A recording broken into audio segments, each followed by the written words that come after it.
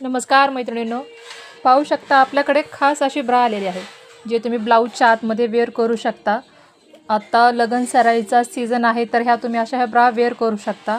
ह्या डीप नेकसाठी ब्लाऊजच्या आतमध्ये वेअर करू शकता अशी ही ब्रा आहे आपल्याकडे। पाहू शकता तुमचं जेवढा डीप नेक असेल तेवढा तुम्ही हा बेल्ट असा ॲडजस्ट करू शकता।